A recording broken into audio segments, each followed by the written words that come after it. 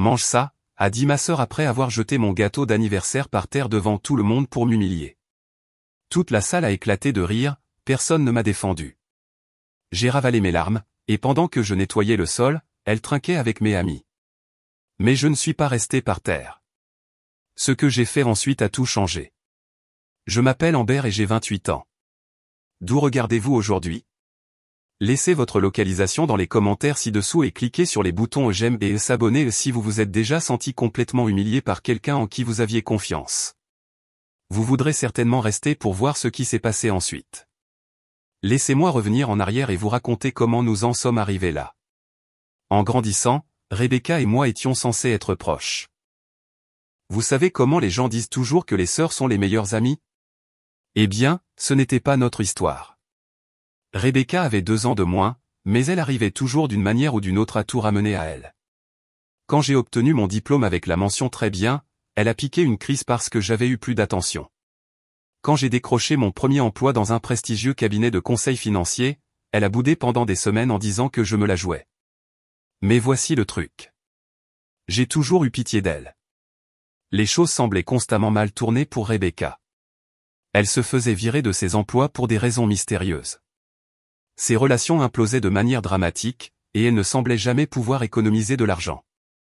En tant que sa sœur aînée et quelqu'un qui réussissait bien financièrement, je me sentais obligé de l'aider. Grosse erreur numéro 1.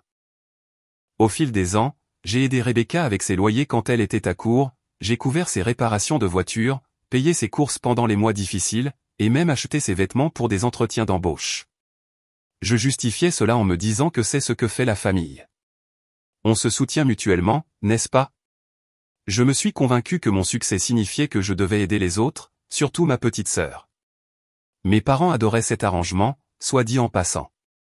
Ils me couvraient constamment d'éloges pour être une si bonne sœur, soulignant toujours à quel point j'étais généreuse et combien Rebecca avait de la chance de m'avoir. Cela me faisait me sentir importante, nécessaire, valorisée pour quelque chose au-delà de mes réussites professionnelles. J'étais la responsable, la réussie, celle qui avait sa vie suffisamment en ordre pour aider les autres. Ce que je n'ai pas réalisé, c'est que j'entretenais un cycle qui allait me péter à la figure de façon spectaculaire. Rebecca s'était habituée à dépendre de mon soutien financier, quelque part en chemin, la gratitude s'est transformée en attente. Pire que ça, elle a commencé à ressentir du ressentiment. La fête d'anniversaire était censée être une célébration.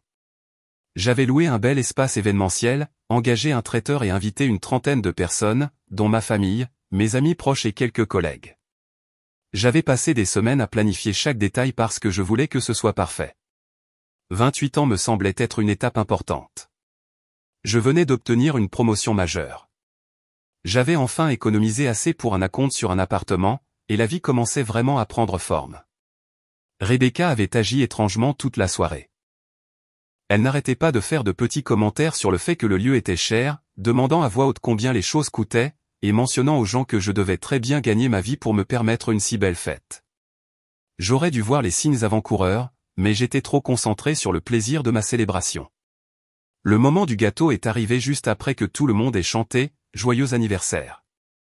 J'étais là, me sentant reconnaissante et heureuse, entourée de gens que j'aimais. Quand Rebecca s'est soudainement levée. Elle avait ce sourire étrange sur son visage alors qu'elle s'approchait de l'endroit où je me tenais à côté du magnifique gâteau au chocolat à 3 étages que j'avais commandé à ma boulangerie préférée. L'heure du discours, a-t-elle annoncé à voix haute, bien que personne n'ait demandé de discours. La salle s'est calmée, les gens s'attendant à un doux hommage de sœur.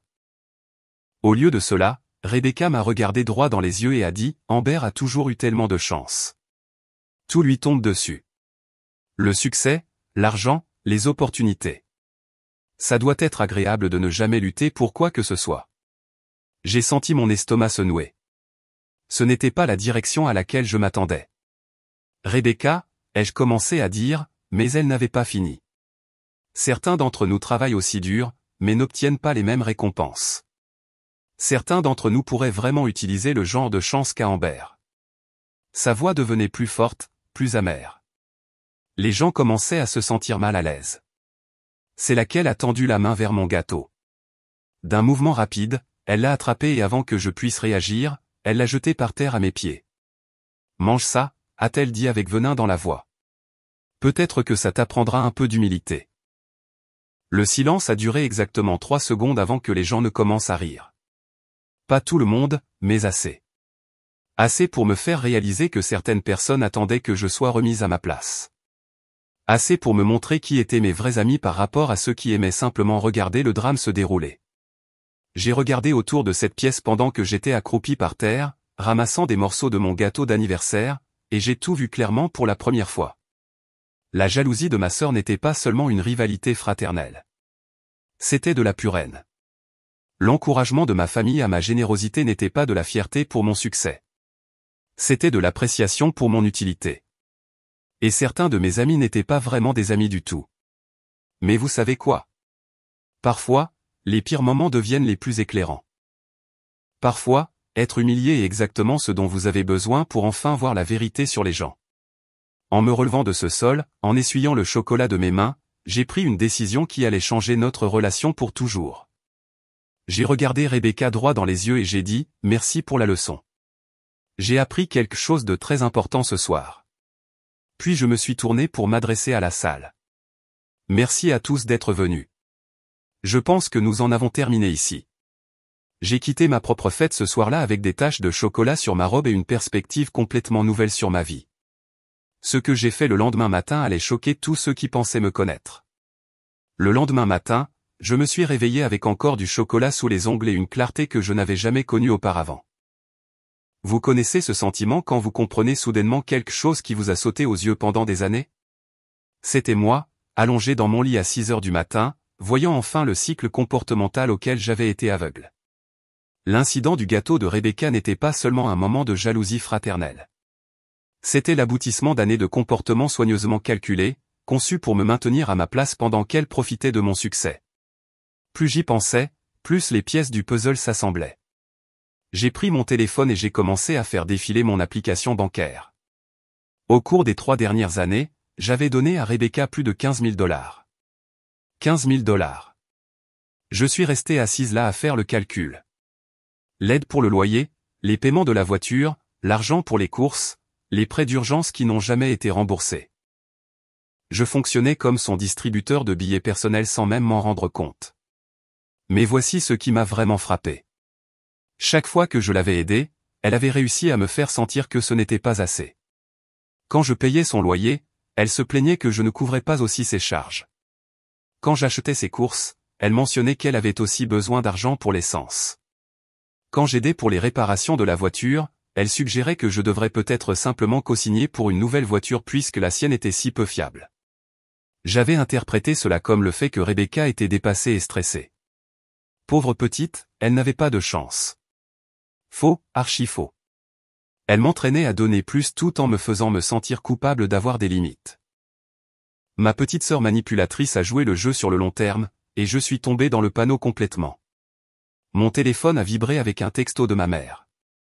Chérie, Rebecca se sent très mal à propos d'hier soir. Elle passait juste un mauvais moment et avait peut-être bu trop de vin. Tu sais comment elle est quand elle est stressée par l'argent. Peut-être que tu pourrais lui parler. Et voilà. Même après ce qui s'était passé, il s'attendait à ce que ce soit moi qui fasse le premier pas. La sœur responsable. Celle qui arrange les choses. Eh bien, plus maintenant. J'ai répondu par texto. Rebecca me doit des excuses. De vraies excuses. D'ici là, nous n'avons rien à nous dire. La réponse de maman est venue immédiatement. Ne sois pas dramatique, Amber. C'est ta famille. Tu sais, elle a des difficultés en ce moment. Des difficultés. C'était le mot magique qui m'avait contrôlé pendant des années. Rebecca avait toujours des difficultés, toujours en mode catastrophe, toujours besoin d'être sauvée. Mais ce qui est drôle avec les difficultés, c'est que certaines personnes travaillent plus dur pour sortir de situations difficiles, tandis que d'autres s'habituent à être sauvées. J'ai commencé à penser à toutes les fois où Rebecca avait saboté de bonnes opportunités. L'emploi à l'agence de marketing qu'elle a quitté après 2 semaines parce que son patron était méchant. La relation avec David, un gars vraiment bien qu'elle a largué parce qu'il attendait trop, ce qui signifiait qu'il voulait qu'elle contribue à parts égales au rendez-vous. L'appartement qu'elle a perdu parce qu'elle a dépensé l'argent de son loyer pour un week-end au lieu d'être responsable. Chaque désastre était de la faute de quelqu'un d'autre. Chaque revers était dû au fait que la vie était injuste. Chaque échec était dû à des circonstances indépendantes de sa volonté. Et la grande sœur Amber était toujours là pour intervenir et arranger les choses, ce qui signifiait que Rebecca n'avait jamais à faire face aux conséquences ou à apprendre de ses erreurs. J'ai appelé ma meilleure amie Sarah qui avait été à la fête et avait été témoin de tout l'incident du gâteau. Sarah, j'ai besoin que tu sois complètement honnête avec moi sur quelque chose. Vas-y, a-t-elle dit. Je pouvais l'entendre préparer du café en arrière-plan. Depuis combien de temps penses-tu que Rebecca profite de moi? Silence. Long silence. Puis, Amber, j'attends que tu le vois depuis des années, littéralement. Cela m'a frappé plus durement que je ne l'aurais cru. Pourquoi n'as-tu rien dit? M'aurais-tu écouté? Tu avais toujours une excuse pour son comportement. Tu expliquais chaque chose manipulatrice qu'elle faisait comme du stress, de la malchance ou autre. Je me suis dit qu'il faudrait que tu t'en rendes compte par toi-même. Sarah avait raison. J'avais constamment trouvé des excuses à Rebecca. Quand elle se présentait à mon appartement sans prévenir en s'attendant à dîner, je qualifiais ça de spontanéité. Quand elle empruntait mes vêtements sans demander et les rendait endommagés, je qualifiais ça de proximité entre sœurs. Quand elle flirtait avec les gars avec qui je sortais et prétendait ensuite qu'elle était juste amicale, je qualifiais ça de malentendu. L'affaire du gâteau était horrible, a poursuivi Sarah. Mais honnêtement, j'étais soulagé que quelqu'un voie enfin son vrai visage.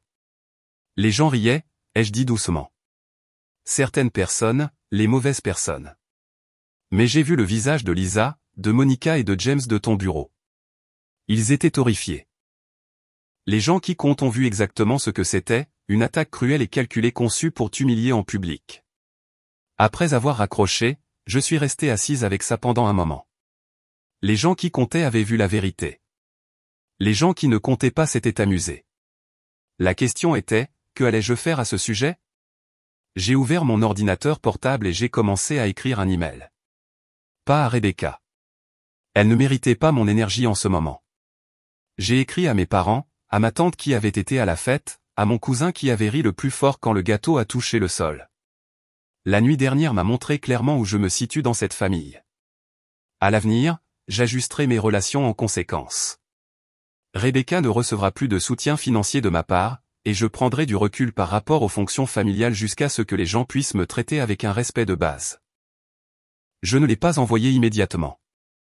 Au lieu de cela, je l'ai sauvegardé comme brouillon et je suis allé courir pour me vider la tête. En courant dans mon quartier, j'ai pensé à toutes les choses que j'aurais pu faire avec ces 15 000 $ que j'avais donnés au fil des ans. J'aurais pu rénover ma cuisine, prendre des vacances en Europe, investir dans mon fonds de retraite, ou simplement les garder comme sécurité. Mais vous savez quoi? Je ne regrettais pas d'avoir aidé quand je pensais que c'était un besoin réel. Ce que je regrettais, c'était de ne pas avoir vu le stratagème plus tôt. Ce que je regrettais, c'était d'avoir appris à Rebecca que j'étais disponible pour être utilisé, puis humilié. Quand je suis rentré, j'ai envoyé l'email. Puis j'ai bloqué le numéro de Rebecca. Pas de façon permanente, mais jusqu'à ce que je sois prête à avoir une conversation selon mes termes, pas les siens. Les réponses ont commencé à arriver dans l'heure. Mes parents étaient déçus de ma réaction. Ma tante pensait que j'étais trop sensible. Mon cousin n'a pas répondu du tout, ce qui m'a tout dit sur ses loyautés. Seul mon oncle Marc, le frère de mon père, a envoyé un message qui m'a surprise. Il était temps que tu fixes des limites avec cette fille. Nous regardons tout ce manège depuis des années. Donc, certaines personnes l'avaient vu. Certaines personnes attendaient que je me réveille. Eh bien, j'étais réveillé maintenant. Et Rebecca était sur le point d'apprendre ce qui se passe lorsque la banque d'Amber ferme définitivement ses portes. 3 jours après l'incident du gâteau, Rebecca s'est présentée à mon immeuble. Je l'ai vue de ma fenêtre, assise sur les marches de l'entrée comme un chiot perdu, jouant clairement la carte de la sympathie maximale. Un coup classique de Rebecca. Si la communication directe ne fonctionne pas, essayez la petite chose fragile et sans défense. Car rien ne dit plus, adulte mature, que de camper devant l'immeuble de quelqu'un, n'est-ce pas? Je l'ai observé pendant environ 20 minutes avant de décider de descendre. Non pas parce que j'avais pitié d'elle, mais parce que je voulais voir quelle serait sa prochaine stratégie. Quand on a affaire à des maîtres manipulateurs, il est instructif d'observer leur tactique. Amber, a-t-elle sauté en me voyant, les larmes coulant déjà sur son visage. J'essaie de t'appeler depuis des jours. Pourquoi ne réponds-tu pas à mes textos?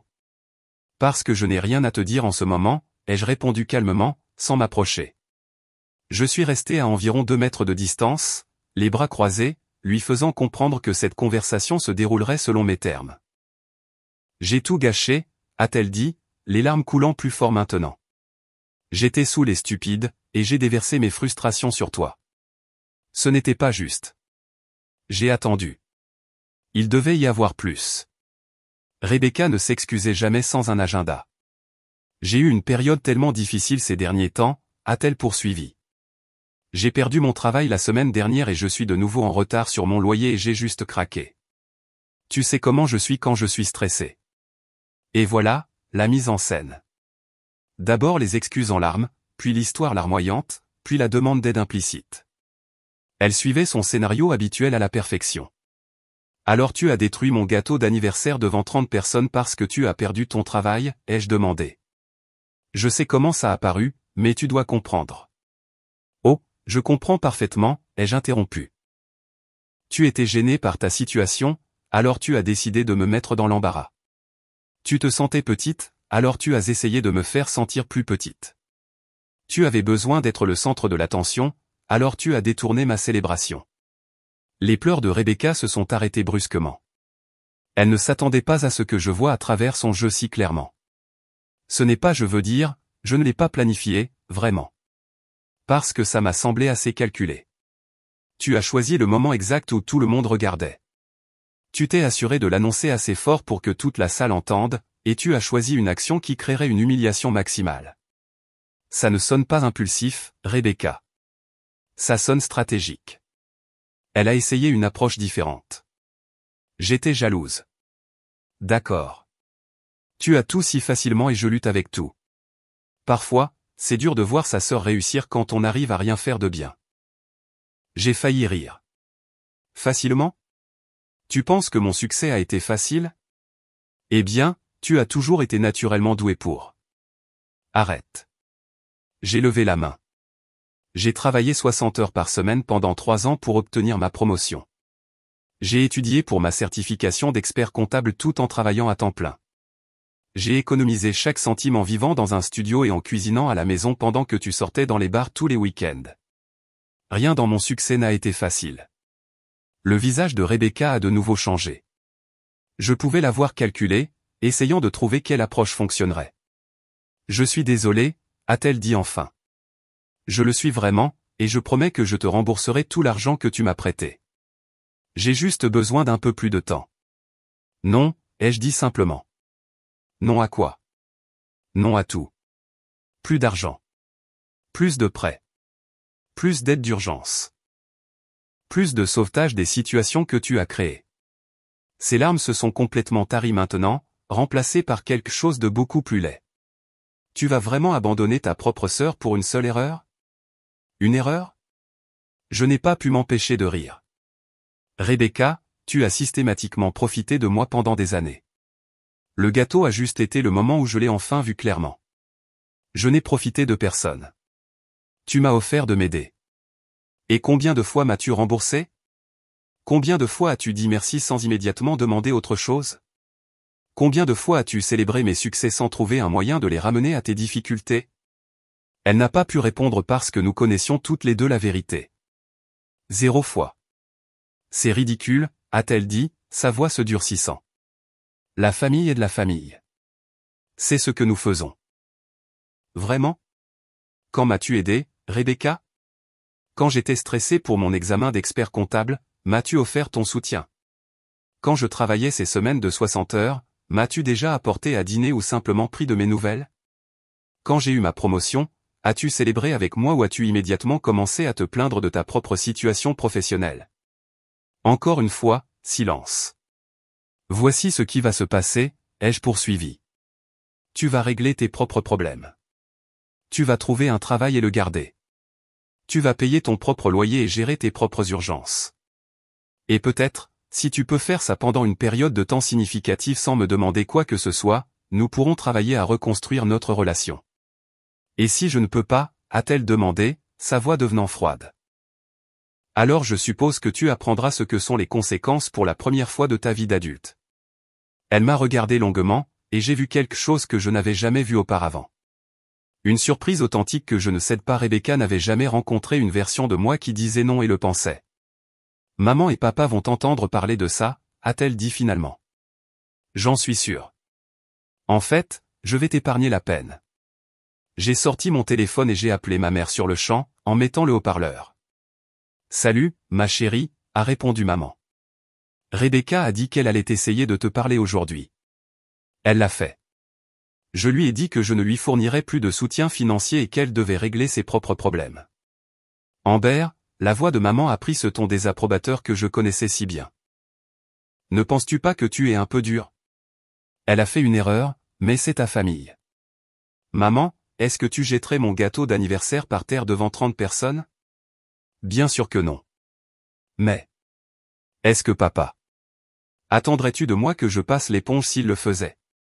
C'est différent. Non, ce n'est pas différent. Rebecca m'a humilié en public parce qu'elle était jalouse de mon succès. Ce n'est pas une erreur. C'est un choix.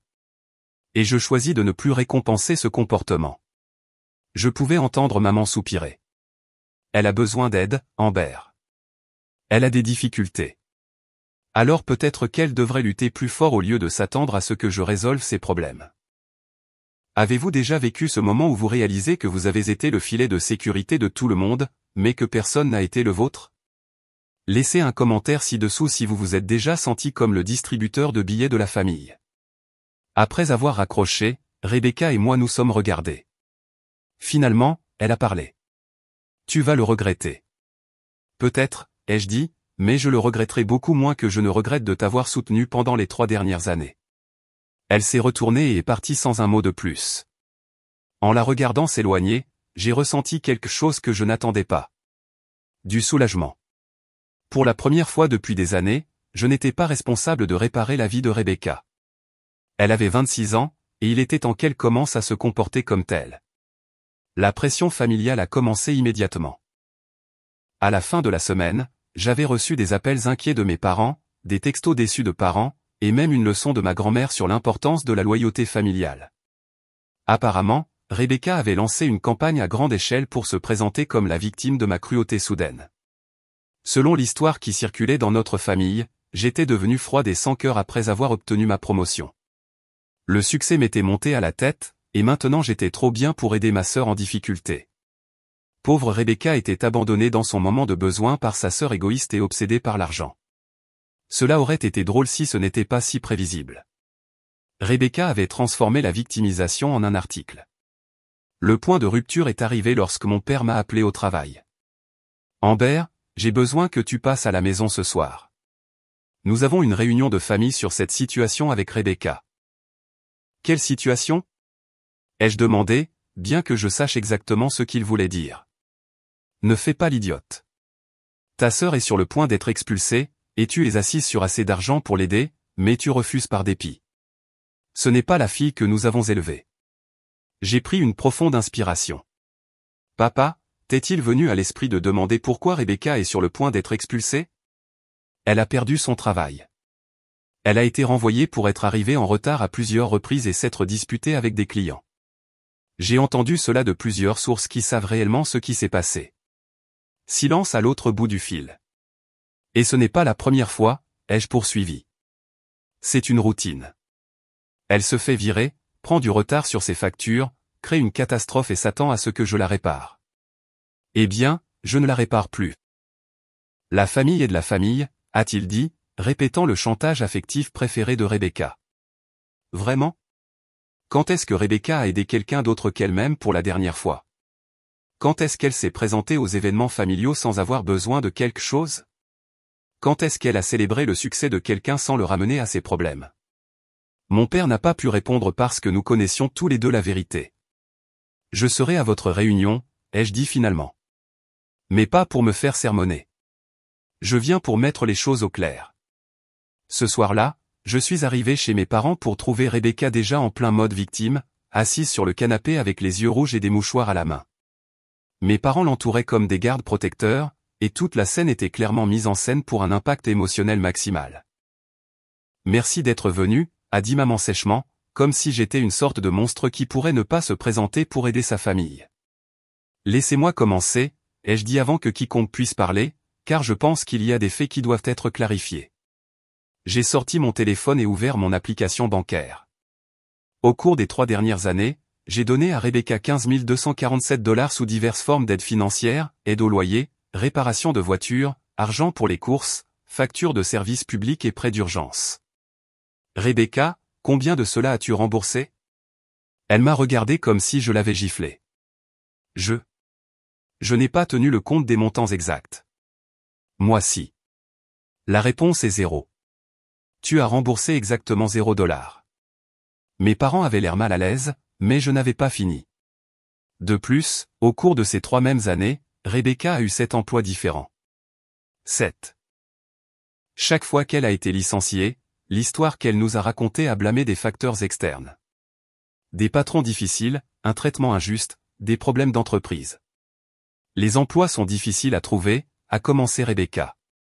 Pour les gens qui se présentent à l'heure et font leur travail, les emplois ne sont pas si difficiles à garder, ai-je interrompu. La vérité est que Rebecca a développé une réputation de personne peu fiable et difficile à travailler. Le visage de Rebecca est devenu rouge. Tu as enquêté sur moi.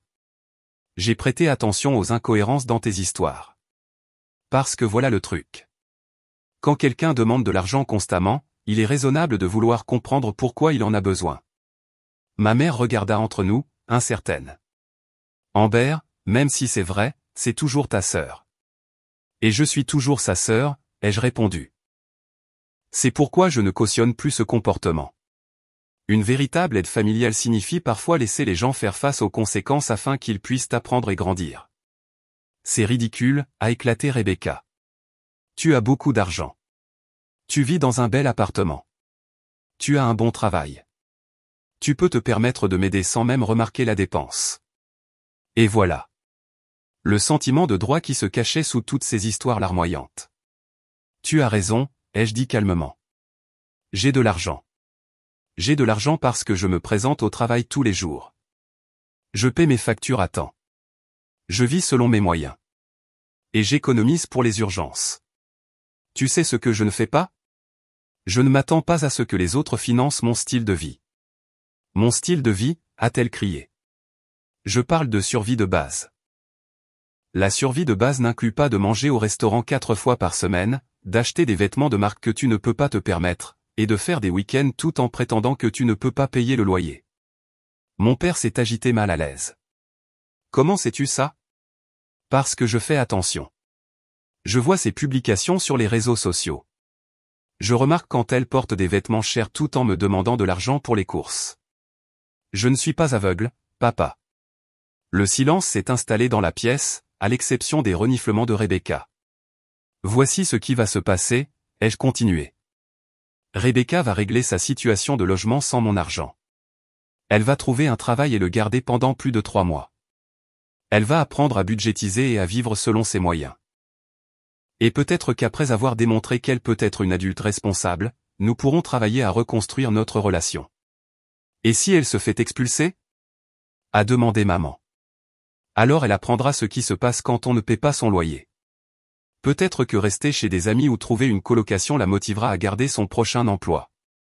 Rebecca s'est levée brusquement. Je n'arrive pas à croire que vous allez tous rester là et la laisser m'abandonner. Je ne t'abandonne pas, ai-je dit. Je te donne l'occasion de prouver que tu peux gérer ta propre vie. Tout ça, c'est à cause de ce stupide gâteau, n'est-ce pas, a-t-elle exigé. J'ai souri tristement. Rebecca, le gâteau a juste été le moment où j'ai réalisé que tu ne te souciais pas du tout de moi. Tu te soucies de ce que je peux faire pour toi. Il y a une différence. Elle est sortie de la maison en trombe, claquant la porte derrière elle.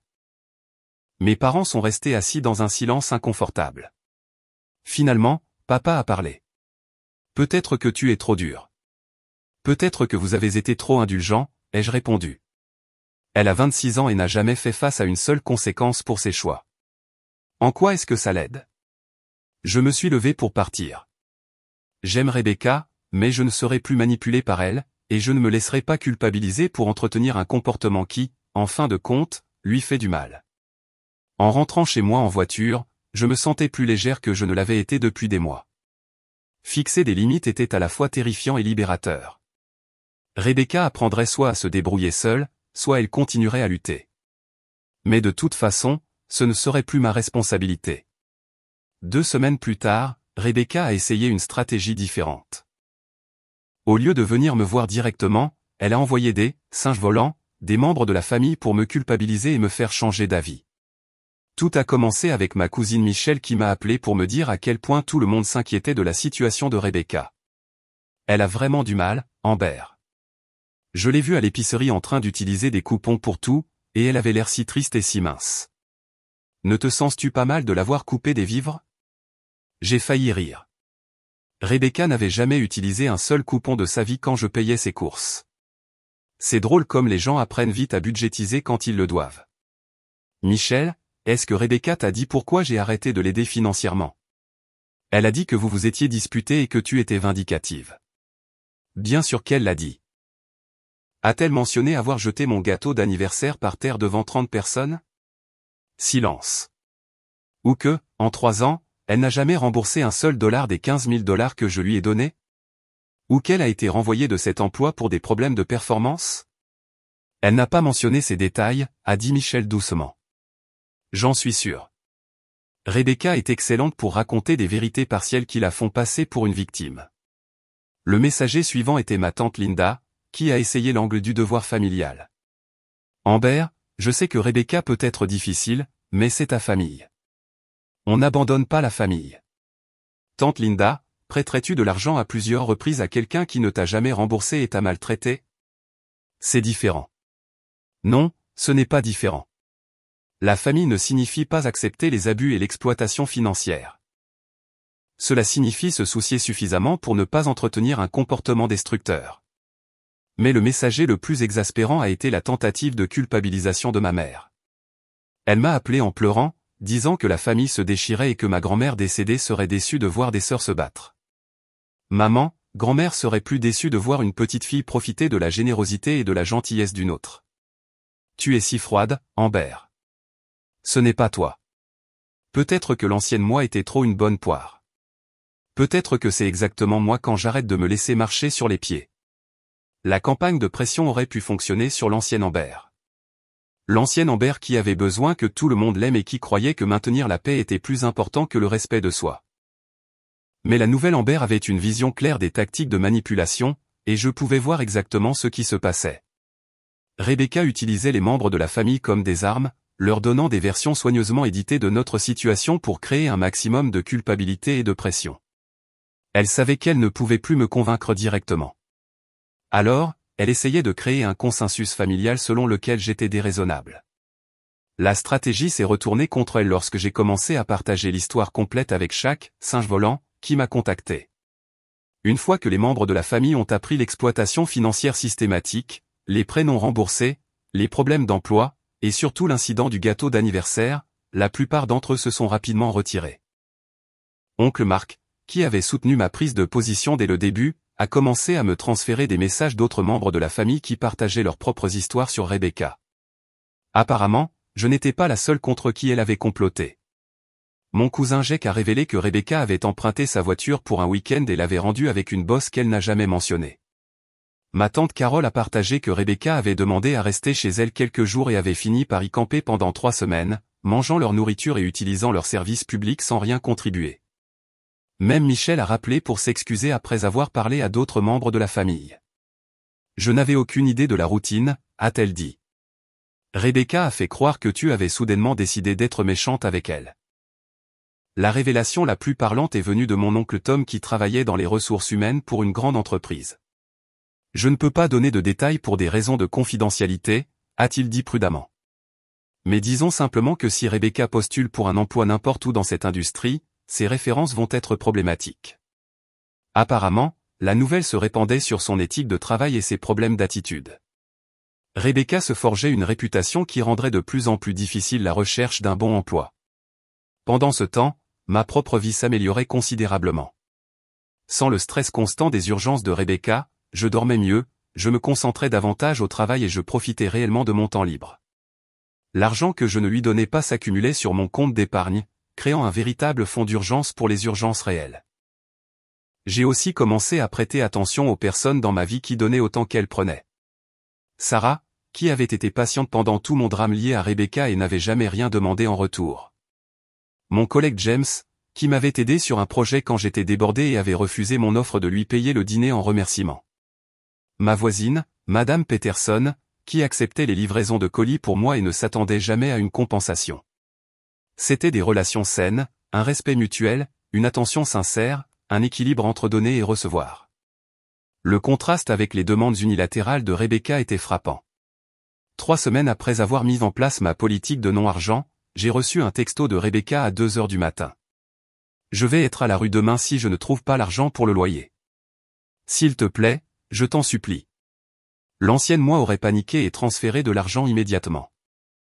La nouvelle moi a reconnu cela comme une urgence fabriquée, conçue pour contourner ma prise de décision rationnelle. J'ai répondu par texto, « Je suis désolé que tu sois dans cette situation. As-tu contacté les services sociaux pour une aide au logement d'urgence? As-tu contacté ton employeur pour une avance de salaire? As-tu demandé à tes amis un logement temporaire le temps que tu t'organises? » Sa réponse a été immédiate. « Je n'arrive pas à croire que tu me fasses un cours sur les services sociaux au lieu d'aider ta propre sœur. » J'ai répondu, « Je te donne une liste de vraies solutions au lieu d'entretenir ta routine de créer des urgences et de t'attendre à ce que je les résolve. » Elle n'a pas répondu, ce qui m'a dit qu'elle n'était pas réellement intéressée par des solutions. Elle voulait à nouveau être secourue. Le lendemain matin, j'ai appris par les ragots familiaux que Rebecca avait trouvé un endroit où rester. Il s'avère que lorsque les gens savent qu'ils ne peuvent pas compter sur leur filet de sécurité habituel, ils découvrent assez rapidement d'autres options. Qui l'eût cru? 1 mois après avoir coupé le soutien financier, j'ai découvert quelque chose qui a changé tout ce que je pensais savoir sur les difficultés de Rebecca. Tout a commencé lorsque ma collègue Lisa a mentionné avoir vu quelqu'un qui ressemblait à ma sœur dans un restaurant cher du centre-ville. Elle était avec un type que j'ai reconnu du country club, a dit Lisa nonchalamment. Il semblait fêter quelque chose. Elle portait une robe magnifique qui avait l'air de coûter plus cher que mon paiement mensuel de voiture. J'ai senti ce nœud familier dans mon estomac. Rebecca était soi-disant si fauchée qu'elle ne pouvait pas payer son loyer. Pourtant, elle dînait dans des restaurants que je ne pouvais pas me permettre et portait des vêtements de marque. Ce soir-là, j'ai fait quelque chose que j'aurais probablement dû faire il y a des années. J'ai regardé les réseaux sociaux de Rebecca plus attentivement. Ce que j'ai trouvé a fait bouillir mon sang. Son Instagram était rempli de photos du mois dernier la montrant dans des bars chics, portant des tenues chères et exhibant ce qui semblait être un nouveau sac à main de créateur. Les publications étaient soigneusement légendées avec des citations sur le fait de vivre sa meilleure vie et de se faire plaisir parce qu'on le mérite. Mais la vraie révélation est venue quand j'ai fait défiler plus loin et que j'ai commencé à prêter attention à la chronologie. Pendant les périodes exactes où Rebecca me pleurait qu'elle ne pouvait pas se permettre de faire les courses, elle publiait des photos de brunch élaborés et de virées shopping. J'ai tout capturé en écran et j'ai créé une comparaison côte à côte. D'un côté, les textos de Rebecca me suppliant de lui donner de l'argent parce qu'elle ne pouvait pas se permettre les produits de première nécessité. De l'autre côté, ses publications sur les réseaux sociaux des mêmes périodes montrant des repas chers, de nouveaux vêtements et des divertissements. L'épreuve était accablante. Rebecca ne luttait pas pour survivre. Elle luttait pour maintenir un style de vie qu'elle ne pouvait pas se permettre tout en m'utilisant comme son plan de financement personnel. J'ai appelé Sarah immédiatement. J'ai besoin de te montrer quelque chose qui va te donner envie d'aller à l'appartement de Rebecca et de la secouer. 20 minutes plus tard, Sarah était assise sur mon canapé, faisant défiler les preuves sur mon ordinateur portable. Oh mon Dieu, Amber. Elle t'a complètement arnaqué pendant des années. Je l'ai dit, ai-je confirmé, toute l'étendue de la trahison me frappant. Chaque histoire larmoyante, chaque urgence, chaque appel désespéré à l'aide. Tout ça pendant qu'elle vivait au-dessus de ses moyens et le documentait en ligne. Sarah a pointé du doigt une publication particulièrement exaspérante. Regarde celle-là. Elle tient littéralement un cocktail qui coûte $30 alors que la légende parle de lutter contre des temps difficiles. L'audace est à couper le souffle. Je me sentais comme une idiote. Comment avais-je pu manquer ça? Comment avais-je pu être si crédule? Parce que rien ne dit plus urgence financière que de publier des photos de son week-end au spa. N'est-ce pas? Ne te blâme pas, a dit Sarah en lisant mon expression. Les manipulateurs sont doués pour compartimenter. Elle t'a montré exactement ce qu'elle voulait que tu vois tout en cachant le reste. Le lendemain, j'ai confronté Rebecca avec les preuves. J'ai imprimé les comparaisons les plus accablantes et je l'ai rencontrée dans un café près de son appartement. Elle est entrée vêtue d'une autre tenue que je n'avais jamais vue auparavant, l'air nerveuse, mais essayant de maintenir sa confiance habituelle. « Merci de me rencontrer », a-t-elle dit en s'asseyant prudemment. « J'espérais que nous pourrions arranger les choses. »« Nous le pouvons », ai-je dit en faisant glisser les photos imprimées sur la table. « Mais d'abord, je veux que tu m'expliques ça. » Le visage de Rebecca est devenu blanc en regardant les comparaisons côte à côte. Je l'ai regardé se démener mentalement, essayant de trouver des explications qui auraient du sens. « Ces publications, elles sont vieilles », a-t-elle dit finalement. « Non. Elles sont horodatées. Cette photo de toi avec un dîner à $200 date du même jour où tu m'as envoyé un texto en pleurant que tu ne pouvais pas te permettre de faire les courses. Quelqu'un d'autre a payé pour ce dîner. Rebecca, arrête. Arrête de mentir. » Elle s'est assise en arrière dans sa chaise, prise au piège. Pour la première fois depuis que je la connaissais, elle ne pouvait pas se sortir d'une situation en parlant. « Depuis combien de temps ?» ai-je demandé doucement. « Depuis combien de temps mènes-tu une double vie tout en me faisant me sentir coupable d'avoir de l'argent ?» Elle a fixé la table un long moment. Quand elle a finalement levé les yeux, j'ai vu quelque chose que je n'avais jamais vu dans ses yeux auparavant. De la honte. « Depuis le début », a-t-elle chuchoté. « Depuis le début de quoi ? » Depuis que tu as commencé à bien gagner ta vie. J'étais jalouse. D'accord. Tu avais ce super boulot et cette belle vie et je me sentais laissé pour compte. Quand tu m'as offert de m'aider la première fois avec le loyer, j'ai eu l'impression que tu me devais quelque chose, comme si l'univers équilibrait les choses. J'ai eu la nausée. Alors, tu as créé de fausses urgences pour justifier de prendre mon argent tout en dépensant ton propre argent pour des articles de luxe? Pas de fausses urgences. J'avais vraiment besoin d'aide pour le loyer et les factures, mais je voulais aussi avoir de belles choses parfois. Je voulais me sentir réussi, moi aussi. Alors, tu as utilisé mon argent pour les nécessités et ton argent pour le plaisir? Elle a hoché la tête misérablement. As-tu la moindre idée à quel point c'est manipulateur? Comprends-tu que tu m'as essentiellement volé pendant des années? J'ai toujours eu l'intention de te rembourser. Avec quel argent? Tu dépensais tout ce que tu gagnais pour maintenir un style de vie que tu ne pouvais pas te permettre. Les autres clients du café commençaient à nous regarder, mais je m'en fichais. Des années de colère refoulée trouvaient enfin leur voie. Le gâteau d'anniversaire, ai-je continué, ma voix se durcissant. Ce n'était pas une question d'ivresse ou de stress. C'était une façon de me punir pour avoir des limites que tu ne pouvais plus franchir. Les larmes de Rebecca ont commencé à couler, mais elles semblaient différentes maintenant. Pas des larmes manipulatrices conçues pour gagner de la sympathie, mais un chagrin authentique pour ce qu'elle avait détruit. « Je suis désolé », a-t-elle chuchoté. « Je suis tellement désolé, Amber.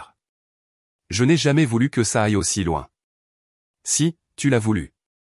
Chaque fois que tu demandais plus d'argent, chaque fois que tu créais une nouvelle urgence, chaque fois que tu me faisais me sentir coupable de te questionner. C'était intentionnel. J'ai rassemblé les photos et je me suis levé pour partir. « Qu'est-ce que je fais maintenant ?» a-t-elle demandé désespérément.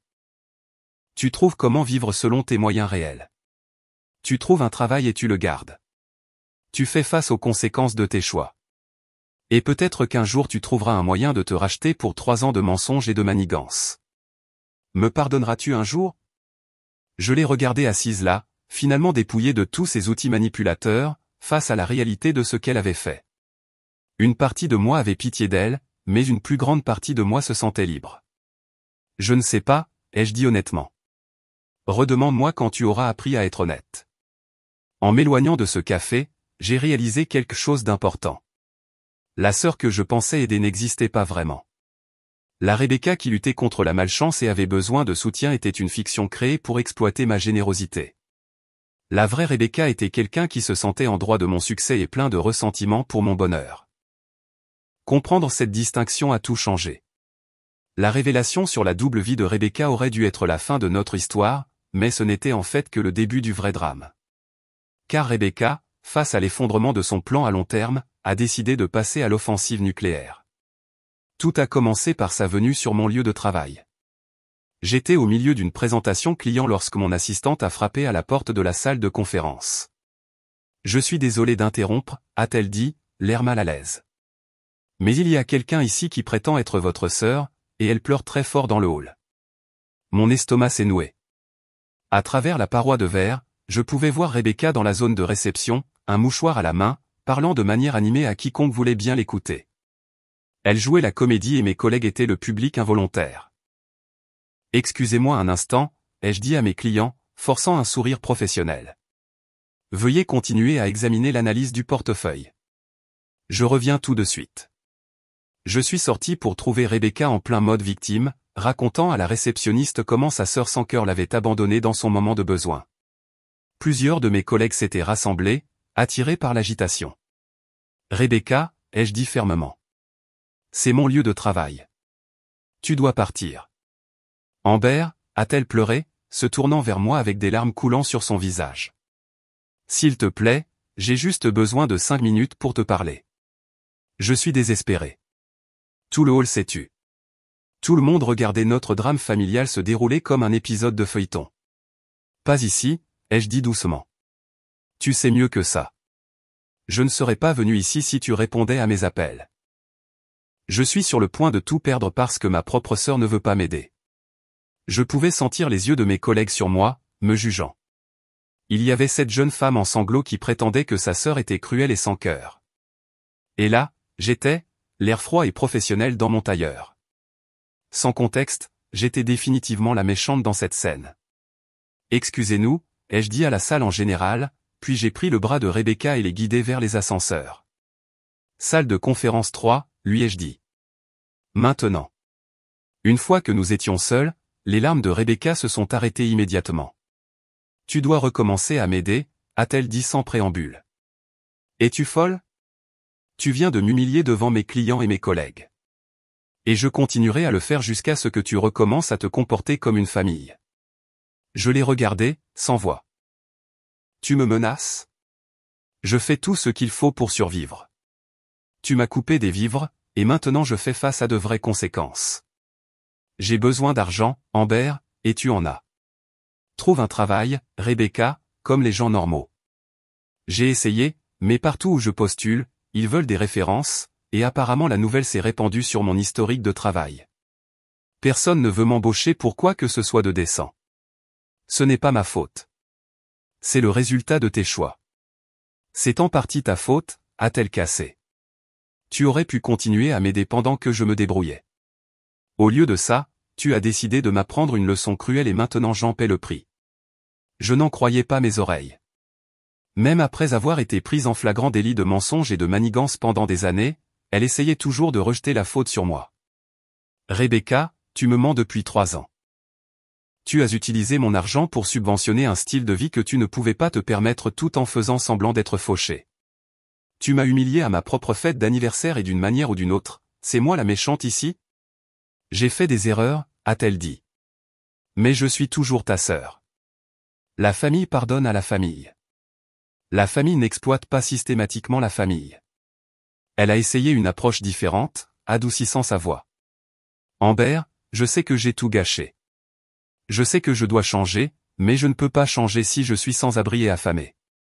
Aide-moi juste à me stabiliser et ensuite je te rembourserai tout. C'était presque impressionnant de voir avec quelle rapidité elle pouvait changer de tactique.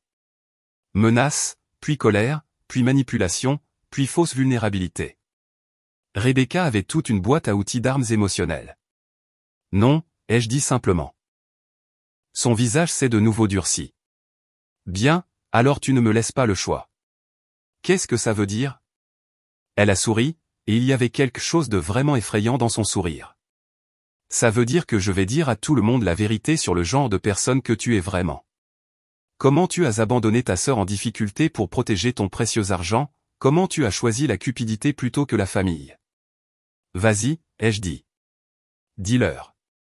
Mais pendant que tu y es, parle-leur des 15 000 $ que tu m'as pris.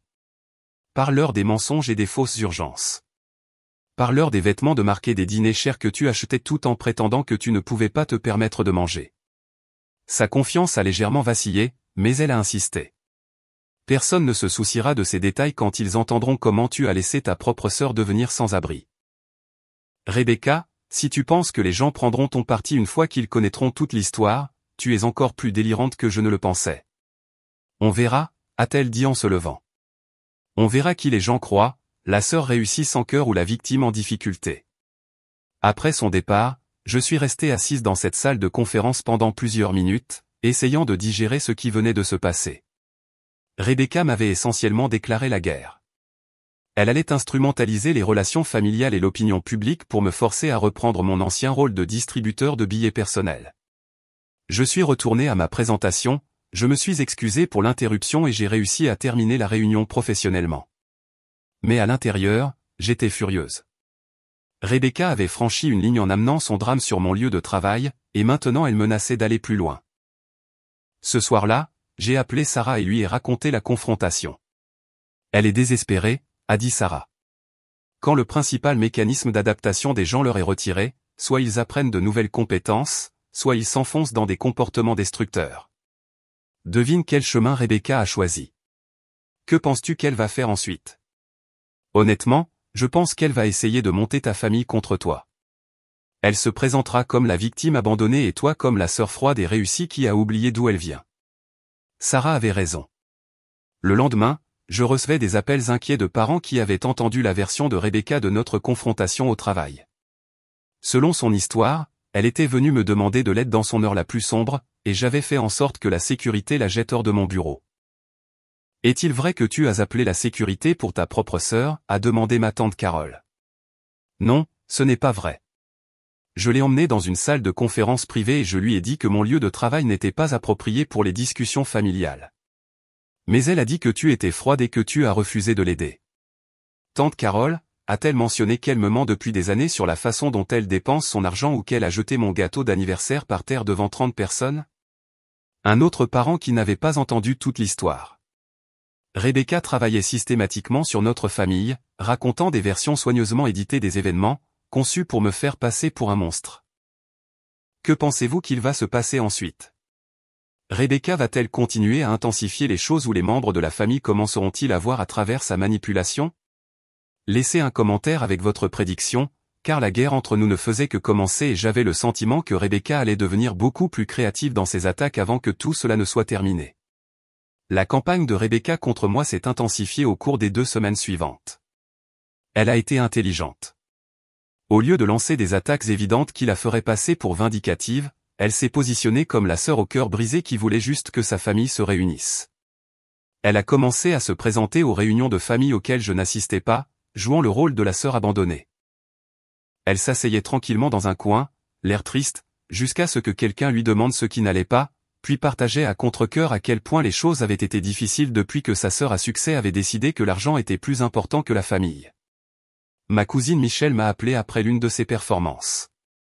Rebecca était au barbecue de l'oncle Mike hier. Elle a à peine mangé et n'arrêtait pas de regarder son téléphone comme si elle espérait un appel de ta part. C'était en fait assez déchirant. Michelle, a-t-elle mentionné qu'elle me ment depuis 3 ans sur des urgences financières tout en dépensant de l'argent pour des vêtements de marque? Elle a dit que tu l'avais accusée de ça, mais elle prétend que ces accusations sont basées sur des malentendus de timing et de circonstances. Bien sûr qu'elle l'a dit. Rebecca réécrivait l'histoire, transformant ses tromperies élaborées en malentendus innocents que sa sœur méfiante avait grossi de manière disproportionnée. Mais la partie la plus exaspérante était l'efficacité de sa stratégie. Les membres de la famille qui avaient initialement soutenu ma prise de position commençaient à vaciller. La combinaison des présentations pitoyables de Rebecca et du passage du temps faisait oublier aux gens exactement pourquoi je l'avais coupée des vivres en premier lieu. Ma mère m'a appelé un jeudi soir, clairement désignée comme la médiatrice de la famille. « Amber, je pense qu'il est temps que toi et Rebecca vous asseyiez et que vous régliez les choses. » Maman, elle m'a menacé sur mon lieu de travail et a promis de détruire ma réputation si je ne lui donne pas d'argent. Ce n'est pas quelqu'un avec qui je peux raisonner. Elle est désespérée, ma chérie. Les gens font des choses qu'ils ne pensent pas quand ils sont désespérés. Elle le pensait. Rebecca a été calculatrice et stratégique dans toute cette situation. Rien de ce qu'elle a fait n'était par désespoir. Je pense que tu es trop dur dans ton jugement sur ses intentions. Cette phrase, trop dur, devenait la critique de prédilection de la famille à mon égard. J'étais trop dur quand j'attendais de l'honnêteté. Trop dur quand je refusais de financer le style de vie de Rebecca. Trop dur quand je maintenais des limites après avoir été manipulé et humilié.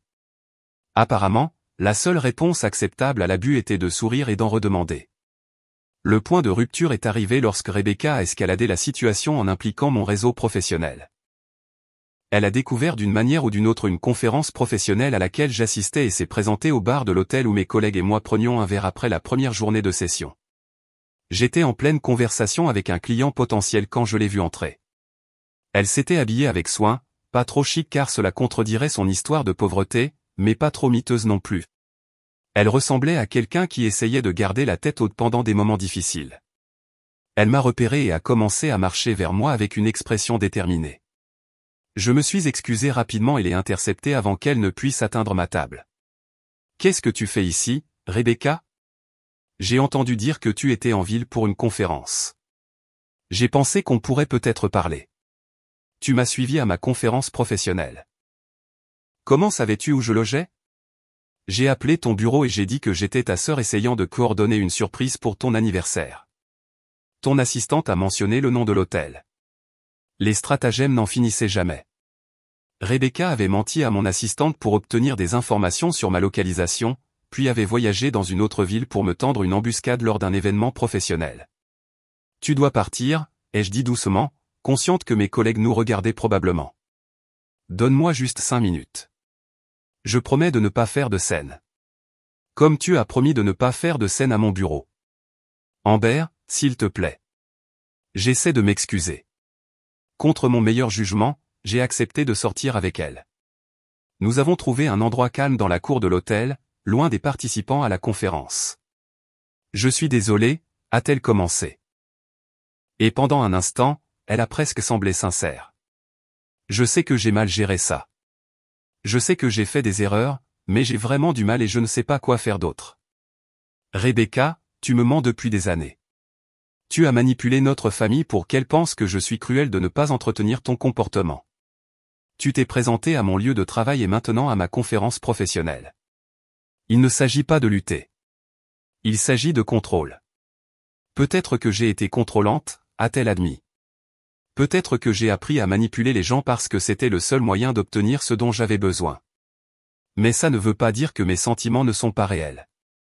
C'était une admission intelligente, reconnaissant une certaine faute tout en maintenant que ses griefs fondamentaux étaient légitimes. Que attends-tu exactement de moi, ai-je demandé. Je veux retrouver ma sœur. Je veux que nous soyons à nouveau une famille. Être une famille ne signifie pas que je dois financer ton style de vie.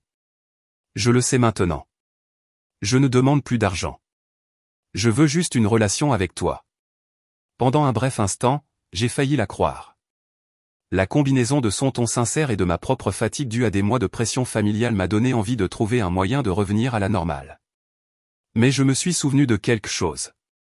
Rebecca, il y a 3 heures, tu as publié sur les réseaux sociaux que parfois les membres de la famille montrent leur vrai visage pendant les moments difficiles. Tu continues ta campagne de victimisation même en me demandant la réconciliation. Son visage a changé, le masque glissant juste une seconde. Ce post ne te concernait pas spécifiquement. Il a été publié le jour même où tu as décidé de te présenter à ma conférence professionnelle. Tout ce que tu fais est calculé, Rebecca. Même cette conversation. Elle a essayé de maintenir son expression innocente, mais je pouvais voir la colère monter derrière ses yeux. Tu sais quel est ton problème, Amber ? Tu penses que tu es tellement plus intelligente que tout le monde. Tu penses que tu peux voir à travers les gens et comprendre leurs motivations mieux qu'ils ne se comprennent eux-mêmes. Je pense que je peux reconnaître les schémas comportementaux quand on me les signale à plusieurs reprises. Tu veux savoir la vérité ? A-t-elle dit, sa voix se durcissant. Je ressens du ressentiment pour ton succès. Je pense que c'est injuste que tout te soit si facile alors que je dois lutter pour tout. Et oui, j'ai probablement profité de ta générosité parce que ça me semblait être une justice cosmique. Enfin, un peu d'honnêteté. Mais tu sais ce qui est vrai aussi ? A-t-elle poursuivi. Tu aimais être nécessaire.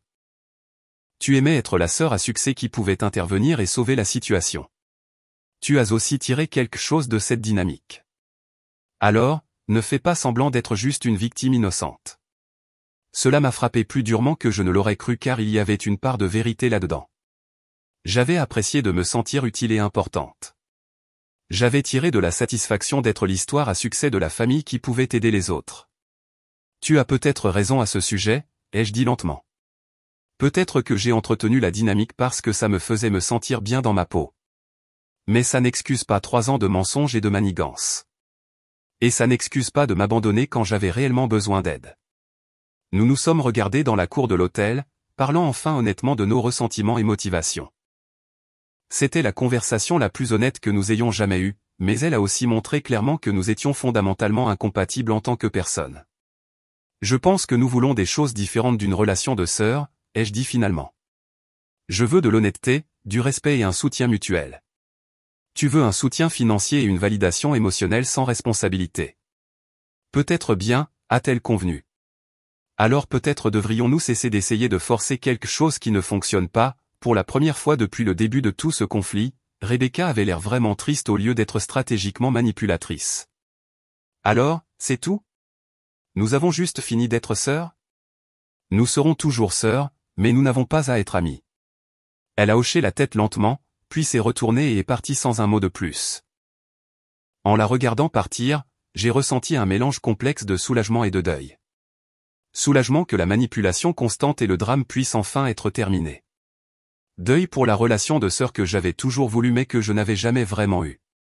Après notre confrontation à la conférence, je pensais que Rebecca accepterait enfin que notre relation était définitivement changée. J'avais tort. Si quoi que ce soit, être forcé de reconnaître la vérité sur ses motivations semblait la rendre plus déterminée à gagner la guerre familiale qu'elle avait commencée. Sa nouvelle stratégie était brillante dans sa simplicité. Elle a cessé de m'attaquer directement et s'est plutôt concentrée sur la démonstration de combien elle avait soi-disant changé. Rebecca a lancé ce que j'ai fini par appeler sa tournée de rédemption, conçue pour montrer à tout le monde qu'elle était la sœur prête à grandir et à faire amende honorable tandis que j'étais l'obstiné qui gardait rancune. Tout a commencé par un texto de groupe à plusieurs membres de la famille. J'ai beaucoup réfléchi ces derniers temps, et je réalise que je dois prendre la responsabilité de ma part dans les problèmes entre Amber et moi. Je commence une thérapie pour travailler sur mes problèmes, et j'espère qu'un jour elle sera prête à me donner une autre chance. Le message était parfaitement conçu. Il reconnaissait une certaine faute sans admettre de tromperie spécifique, la positionnait comme quelqu'un engagé dans la croissance personnelle, et impliquait subtilement que j'étais la barrière à la réconciliation. Mon téléphone a commencé à sonner dans les heures qui ont suivi. « Amber », a dit ma mère, la voix pleine d'espoir. Rebecca nous a tous envoyé un message sur le fait de commencer une thérapie et de vouloir arranger les choses. Ne penses-tu pas que cela change les choses? Maman, commencer une thérapie n'annule pas 3 ans de mensonges. Et j'ai remarqué qu'elle ne s'est toujours pas excusée pour les choses spécifiques qu'elle a mal faites. Parfois, les gens montrent le changement par des actions plutôt que par des mots. Quelles actions? Envoyer un texto de groupe disant qu'elle a changé n'est pas une action. Mais la famille était investie dans l'idée de croire à l'histoire de transformation de Rebecca. C'était plus facile que de reconnaître qu'ils avaient été manipulés aussi. Plus facile que d'admettre qu'ils m'avaient fait pression pour que j'accepte un comportement inacceptable. Rebecca a enchaîné l'annonce de la thérapie avec une série de gestes soigneusement orchestrés. Elle a trouvé un travail à temps partiel dans un café, pas assez pour subvenir à ses besoins, mais assez pour prétendre qu'elle était responsable. Elle a recommencé à assister aux événements familiaux, mais avec une attitude humble et repentante qui donnait aux gens l'envie de la protéger et de l'encourager. Plus efficacement, elle a commencé à faire des références subtiles au fait qu'une sœur lui manquait, qu'elle regrettait d'avoir pris notre relation pour acquise, et qu'elle espérait qu'un jour je serais prête à entendre ses excuses. Mon oncle Marc m'a appelé après la dernière performance de Rebecca lors d'un dîner de famille. Elle semble vraiment différente, Amber. Plus mature. Elle a passé la plupart de la soirée à demander de tes nouvelles et à dire à quel point parler avec toi lui manquait. Oncle Marc, a-t-elle mentionné avoir remboursé une partie de l'argent qu'elle me doit ou s'être excusée de m'avoir humilié à ma fête d'anniversaire? Pas spécifiquement, mais elle a parlé de vouloir faire amende honorable pour ses erreurs. Vouloir faire amende honorable et le faire réellement sont deux choses différentes. Mais je pouvais entendre dans sa voix qu'il était déjà convaincu par le numéro de Rebecca. Elle était en train de gagner la guerre narrative familiale en se positionnant comme la sœur qui essayait de guérir notre relation tandis que j'étais celle qui était déraisonnablement rigide. La pression pour donner une autre chance à Rebecca s'est intensifiée lorsqu'elle a joué sa carte la plus manipulatrice. Elle a commencé à avoir ce qui semblait être des crises de panique lors des réunions de famille, affirmant que le stress de notre éloignement affectait sa santé mentale. Ma cousine Michelle m'a appelé après avoir assisté à l'un de ces épisodes. Amber, je ne sais pas ce qui s'est passé entre vous deux, mais voir Rebecca s'effondrer comme ça était vraiment difficile à regarder. Elle pouvait à peine respirer, et elle n'arrêtait pas de dire qu'elle voulait juste retrouver sa sœur. Michel, t'est-il venu à l'esprit que quelqu'un qui m'a menti pendant 3 ans pourrait aussi être capable de simuler de fausses crises de panique? C'est une façon vraiment cynique de voir les problèmes de santé mentale de ta sœur. Et voilà. Rebecca avait trouvé le bouclier parfait. En prétendant que notre éloignement nuisait à son bien-être psychologique, elle rendait tout scepticisme à l'égard de son comportement cruel et sans cœur. La pression familiale a atteint son paroxysme lorsque mes parents ont annoncé qu'ils organisaient un dîner de réconciliation pour Rebecca et moi. Ils l'ont présenté comme une occasion neutre pour nous de régler les choses avec le soutien de la famille. Nous ne prenons pas parti, a expliqué mon père lorsqu'il m'a appelé pour m'inviter. Nous pensons juste qu'il est temps que ce conflit familial prenne fin. Papa, il n'y a pas de conflit à terminer. Rebecca m'a systématiquement menti et manipulé, et j'ai choisi de ne plus accepter ce comportement. Ce n'est pas un conflit. C'est une conséquence. Peut-être que tu as raison sur ce qui s'est passé dans le passé, a-t-il dit prudemment. Mais Rebecca semble sincèrement engagée à changer. Ne penses-tu pas qu'elle mérite une chance de le prouver? Elle a eu des dizaines de chances au fil des ans. Combien d'autres en aura-t-elle? C'est ta famille, Amber. Parfois, la famille signifie le pardon. J'ai accepté d'assister à leur dîner, mais pas pour les raisons que mes parents espéraient. J'en avais assez que Rebecca contrôle le récit et me fasse passer pour la sœur déraisonnable. Il était temps de dire la vérité. Le dîner était prévu pour le dimanche suivant chez mes parents. Rebecca est arrivée la première, bien sûr, aidant ma mère à mettre la table et étant en général la parfaite fille serviable. Quand je suis entré, elle a levé les yeux avec une vulnérabilité soigneusement étudiée. Amber, a-t-elle dit doucement. Merci d'être venue. Je sais que ça doit être difficile pour toi. Tout dans sa performance était conçu pour me faire mal paraître si je répondais avec autre chose que de la chaleur et du pardon. Elle jouait le rôle de la sœur humble et réformée tout en me positionnant comme la méchante rancunière. Pendant le dîner, Rebecca a prononcé ce qui était clairement un discours répété sur le fait de prendre la responsabilité de ses erreurs et de vouloir reconstruire notre relation. Elle a parlé de ses prises de conscience en thérapie et de sa croissance personnelle, d'apprendre à mieux communiquer et à gérer le stress de manière plus mature. Je sais que je t'ai blessé, a-t-elle dit en me regardant droit dans les yeux avec des larmes aux yeux. Je sais que j'ai profité de ta générosité et de ton amour. Je ne peux pas annuler cela, mais je veux regagner ta confiance. C'était une performance magistrale. Mes parents rayonnaient pratiquement de soulagement et d'espoir. C'était la Rebecca en laquelle ils voulaient croire, la fille en difficulté qui avait appris de ses erreurs et voulait faire mieux. C'est un beau sentiment, ai-je dit quand elle a eu fini. Peux-tu être plus précise sur les comportements dont tu prends la responsabilité? Son expression a légèrement vacillé. Eh bien, j'ai profité de ton aide financière. Comment, spécifiquement? Je n'étais pas toujours complètement honnête sur l'urgence de mes besoins. Quoi d'autre? Je l'ai regardé se démener, essayant d'offrir juste assez d'aveux pour paraître responsable sans réellement reconnaître l'étendue de ses tromperies. Rebecca, ai-je dit doucement. Te souviens-tu d'avoir jeté mon gâteau d'anniversaire par terre devant 30 personnes? La pièce est devenue silencieuse. Mes parents avaient l'air mal à l'aise. J'étais saoule et émotive, a-t-elle dit. Je suis profondément désolé pour ça. Te souviens-tu d'avoir posté des photos de dîner chers et de vêtements de marque les mêmes jours où tu m'envoyais des textos pour me dire que tu ne pouvais pas te permettre de faire les courses? Son visage est devenu pâle. Ces situations étaient compliquées. Te souviens-tu d'avoir menacé de détruire ma réputation si je ne continuais pas à te donner de l'argent? J'étais désespéré et j'ai dit des choses que je ne pensais pas, à chaque question, je pouvais voir son récit de rédemption soigneusement construit s'effondrer. La sœur humble et réformée était remplacée par quelqu'un qui trouvait des excuses et minimisait son comportement. Mes parents voyaient enfin ce que j'essayais de leur dire. Rebecca ne prenait pas réellement ses responsabilités. Elle jouait la responsabilité tout en évitant de rendre des comptes pour ses actions spécifiques. Rebecca, ai-je dit finalement, tant que tu ne pourras pas reconnaître honnêtement ce que tu as fait sans excuse ni minimisation, nous n'avons rien à discuter.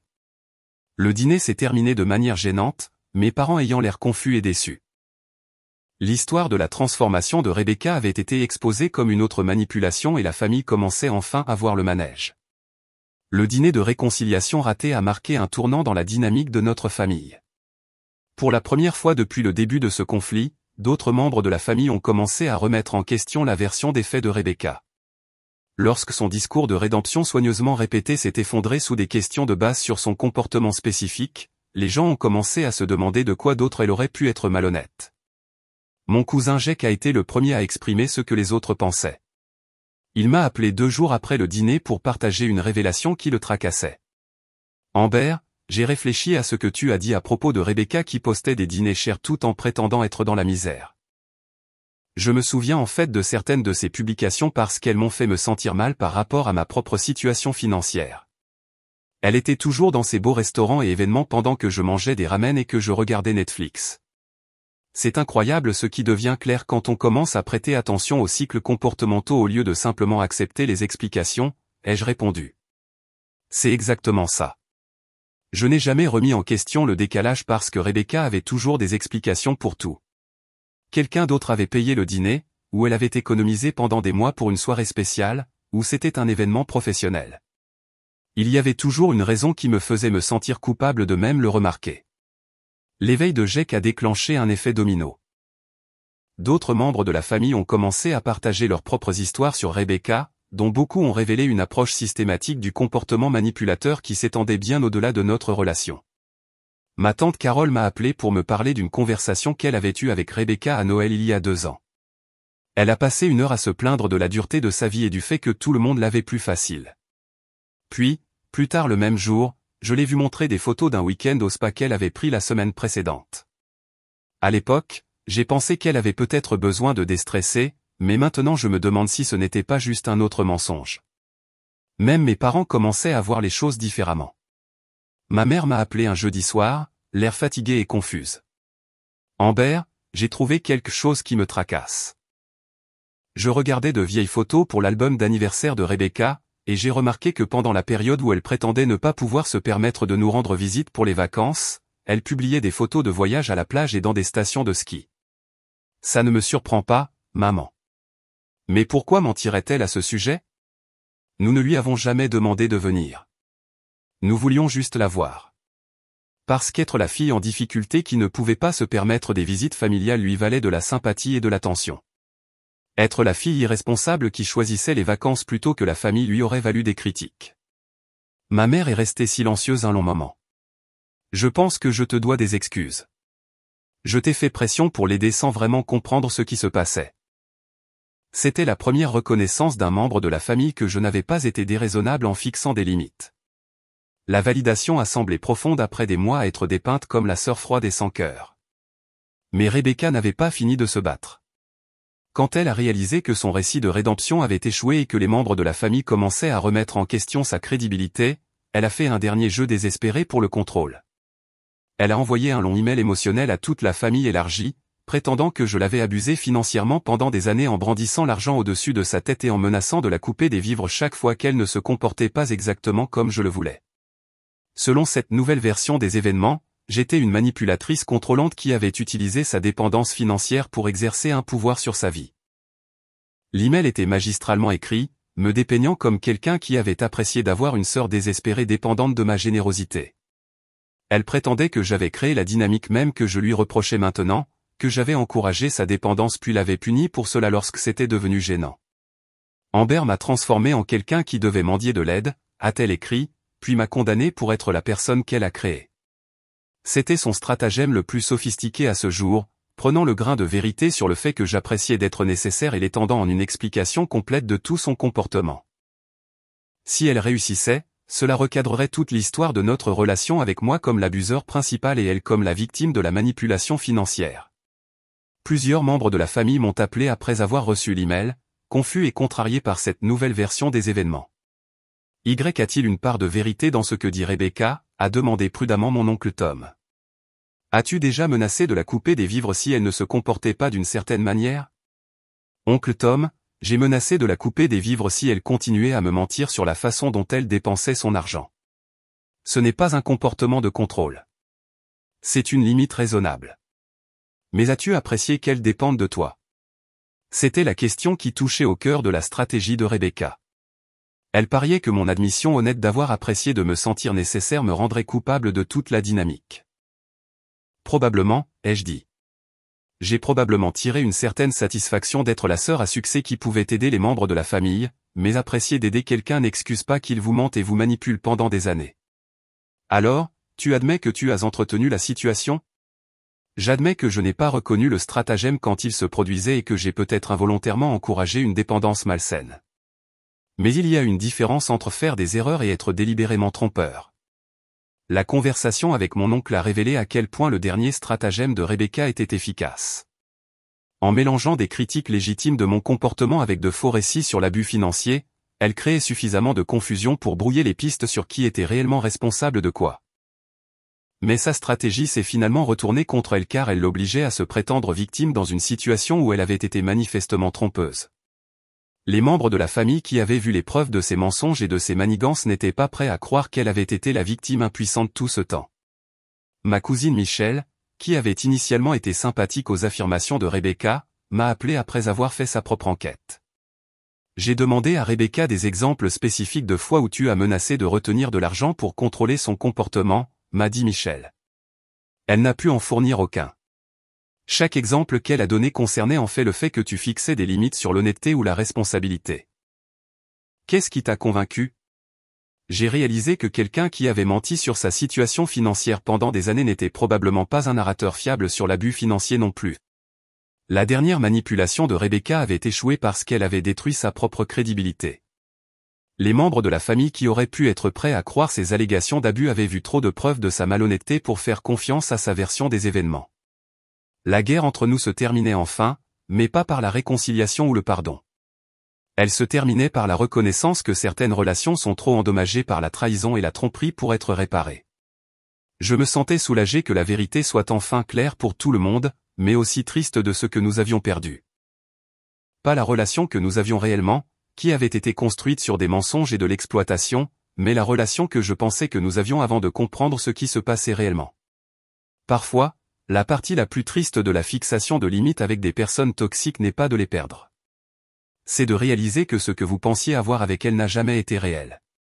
6 mois après notre confrontation finale, je pensais que la situation avec Rebecca était définitivement résolue. Elle avait déménagé dans une autre ville. La famille avait largement accepté que notre relation était irrémédiablement endommagée et je profitais de la paix qui venait avec le fait de n'être le distributeur de billets personnels de personne. Puis elle est réapparue avec une stratégie que je n'ai jamais vue venir. Tout a commencé par un appel téléphonique de ma mère un mardi soir. Amber, j'ai des nouvelles qui pourraient te contrarier, mais je pense que tu devrais l'apprendre de la famille d'abord. Mon estomac s'est noué. Quoi maintenant? Rebecca est fiancée. Je suis resté silencieuse un moment, digérant cette information. D'accord, tant mieux pour elle, je suppose. Amber, elle est fiancée à quelqu'un que tu connais. Elle va épouser David Chen. Le nom m'a frappé comme un coup physique. David Chen, mon ancien collègue de mon emploi précédent. Quelqu'un avec qui j'étais sorti nonchalamment pendant quelques mois il y a 2 ans. Un gars vraiment bien avec qui j'avais perdu contact après avoir changé d'entreprise. Elle va épouser David, ai-je répété, certaine d'avoir mal entendu. Ils sortent ensemble depuis environ 4 mois, apparemment. Il lui a fait sa demande le week-end dernier. Je me suis assise lourdement sur mon canapé, essayant de donner un sens à ce développement. Rebecca sortant avec mon ex-petite amie était déjà assez bizarre, mais la chronologie rendait la chose encore plus étrange. Il y a 4 mois, c'était juste au moment de notre désastreux dîner de réconciliation familiale. Maman, comment se sont-ils rencontrés? Je ne suis pas sûr des détails. Rebecca a mentionné quelque chose à propos de l'avoir croisé dans un café. Un café. Je me souviens que David avait mentionné qu'il était un habitué d'un café particulier près de son bureau.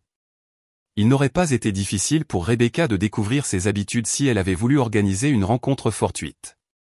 Mon téléphone a vibré avec un texto de Sarah. As-tu vu l'annonce de fiançailles de Rebecca sur Facebook? Ma belle, il faut qu'on parle. J'ai raccroché avec ma mère et j'ai immédiatement rappelé Sarah. S'il te plaît, dis-moi que ces fiançailles ne sont qu'une coïncidence, a dit Sarah sans préambule. 4 mois, Sarah? Ils sortent ensemble depuis exactement 4 mois, ce qui signifie qu'elle a commencé à le poursuivre juste après l'échec de sa tournée de rédemption. Tu penses qu'elle l'a ciblé délibérément? Je pense que Rebecca a passé les 6 derniers mois à réaliser qu'elle ne peut plus me manipuler. Alors, elle passe à quelqu'un qui m'est lié et qui pourrait être plus facile à contrôler. Sarah est restée silencieuse un moment. C'est en fait terrifiant, si c'est vrai. La partie effrayante, c'est à quel point ça pourrait être efficace. David est une personne vraiment bonne. Si Rebecca joue la femme réformée et vulnérable qui veut juste de la stabilité et de l'amour, il serait exactement le type à vouloir la secourir. Vas-tu le prévenir? J'ai fixé mon téléphone, réfléchissant à la question. Avertir David signifierait m'immiscer dans la nouvelle relation de Rebecca, ce qui pourrait ressembler à de la jalousie ou de la vindicte. Mais ne pas le prévenir signifiait potentiellement la regarder manipuler une autre personne décente. Je ne sais pas, ai-je admis. Que dirais-je même? Et, ta fiancée est ma sœur manipulatrice qui pourrait t'utiliser pour se venger de moi. Il ne le croirait jamais. Peut-être pas au début, mais tu pourrais planter des graines de conscience. L'aider à voir les cycles comportementaux s'ils commencent à émerger. Avant que je puisse décider quoi faire, la décision a été prise pour moi. David m'a appelé le lendemain soir. Amber, j'espère que ça ne te dérange pas que j'appelle. Rebecca m'a donné ton numéro. Je voulais te parler de quelque chose d'important. Salut, David. J'ai entendu parler de vos fiançailles. Félicitations. Merci. C'est en fait pour ça que j'appelle. Rebecca m'a parlé des difficultés que vous avez eues toutes les deux, et j'espérais que nous pourrions peut-être arranger quelque chose. J'ai senti ce nœud familier dans mon estomac. Qu'est-ce qu'elle t'a dit exactement? Elle a expliqué qu'il y avait eu un malentendu à propos de l'argent qu'elle t'avait emprunté et que vous êtes brouillés depuis. Elle en est vraiment affectée, Amber. Elle parle constamment de combien tu lui manques. Un malentendu sur de l'argent emprunté. Bien sûr, c'est ainsi que Rebecca avait présenté des années de manipulation systématique. David, c'est plus compliqué que ça. J'en suis sûr. Les situations familiales le sont toujours, mais Rebecca est déterminée à arranger les choses avec toi. Elle a économisé de l'argent pour te rembourser, et elle espère que tu pourras peut-être trouver un moyen de faire partie de notre mariage. J'ai fermé les yeux, voyant clairement la nouvelle stratégie de Rebecca. Elle utilisait David comme intermédiaire pour forcer une réconciliation selon ses termes. Si je refusais de faire la paix avec elle, je passerais pour quelqu'un qui sabotait sa relation et son bonheur par dépit. David, puis-je te demander quelque chose? Combien Rebecca t'a-t-elle dit qu'elle me devait? Elle a dit que c'était environ $3000 provenant de diverses fois où tu l'as aidé avec le loyer et les dépenses. $3000. Pas les $15 000 réels. Et aucune mention des mensonges et des manigances qui avaient accompagné chaque transaction. Et elle a économisé pour me rembourser. Chaque centime qu'elle peut épargner. Elle a fait des heures supplémentaires au café spécifiquement pour gagner de l'argent pour ton remboursement. J'ai failli rire. Rebecca faisant des heures supplémentaires pour me rembourser tout en planifiant un mariage. Le calcul ne tenait pas, mais David était trop décent pour le remettre en question. David, j'apprécie que tu aies appelé et j'espère que vous serez très heureux ensemble, mais ma relation avec Rebecca est compliquée d'une manière qui va au-delà de l'argent. Elle l'a mentionné aussi. Elle a dit que tu as toujours été dur avec elle parce qu'elle n'a pas eu autant de succès que toi. Et voilà. Rebecca posait déjà les bases pour expliquer tout conflit futur comme étant basé sur la jalousie plutôt que sur la manipulation. Je suis sûr que c'est comme ça qu'elle le voit, ai-je dit prudemment. Écoute, je sais que je n'ai pas le tableau complet, a poursuivi David. Mais Rebecca n'est pas la même personne qu'elle était quand ses problèmes ont commencé. Elle a beaucoup grandi. Elle est plus responsable maintenant, et elle est déterminée à faire amende honorable avec tout ce qu'elle a blessé. David, puis-je te donner un conseil de quelqu'un qui se soucie de toi? Bien sûr. Fais attention au cycle, pas seulement aux mots. Remarque si ses actions correspondent constamment à ses intentions déclarées. Et si tu commences un jour à sentir que tu es le seul à résoudre ses problèmes ou à faire des sacrifices pour la relation, fais confiance à cet instinct. Essaies-tu de me mettre en garde contre quelque chose de spécifique? J'essaie de t'encourager à maintenir ton indépendance et à faire confiance à ton jugement si les choses ne semblent pas équilibrées. Après avoir raccroché, je suis restée assise avec la profonde tristesse de voir quelqu'un que j'appréciais tomber dans le même piège auquel j'avais échappé. David était une bonne personne qui voulait croire le meilleur des gens. Ses qualités faisaient de lui un partenaire idéal pour quelqu'un de sincère, mais aussi une cible idéale pour quelqu'un de manipulateur. Je savais que tout ce que je dirais contre Rebecca serait filtré à travers son récit de sœur jalouse et de drame familial. David devrait apprendre la vraie nature de Rebecca par sa propre expérience, tout comme moi. 2 semaines plus tard, j'ai reçu une invitation de mariage. La cérémonie était prévue dans 6 mois dans un lieu cher que je savais que David ne pouvait pas se permettre avec son salaire. Rebecca commençait déjà son cycle de création de pression financière par l'inflation du style de vie. À l'intérieur de l'invitation se trouvait une note manuscrite. Amber, je sais que les choses ont été difficiles entre nous, mais tu es ma sœur et je te veux à mon mariage. David et moi espérons tous les deux que tu envisageras d'être là pour ce jour important. Laissons le passé derrière nous et concentrons-nous sur la construction d'un avenir positif. Amour, Rebecca. La note était parfaitement conçue pour me faire paraître mesquine si je refusais. Rebecca comptait sur la pression sociale et les attentes familiales pour me forcer à revenir dans sa vie selon ses termes. J'ai écrit une réponse polie, déclinant l'invitation et leur souhaitant du bonheur. Je n'ai pas expliqué mes raisons car toute explication aurait semblé être une tentative de saboter leur relation. Mais j'ai aussi fait autre chose. J'ai écrit une lettre à David que je n'ai pas envoyée, décrivant tout ce que Rebecca avait fait et les cycles comportementaux que j'avais observés. Je l'ai scellée et l'ai mise dans mon coffre-fort avec des instructions pour qu'elle lui soit remise s'il demandait un jour à ma famille des informations sur le comportement de Rebecca. C'était comme planter une capsule temporelle de vérité pour un avenir que j'espérais ne jamais voir venir, mais que je soupçonnais inévitable. Parfois, la chose la plus gentille que l'on puisse faire pour quelqu'un est de documenter la vérité, même s'il n'est pas encore prêt à l'entendre. 1 an et demi plus tard, David m'a de nouveau appelé. Cette fois, sa voix était fatiguée et confuse plutôt que pleine d'espoir et d'optimisme.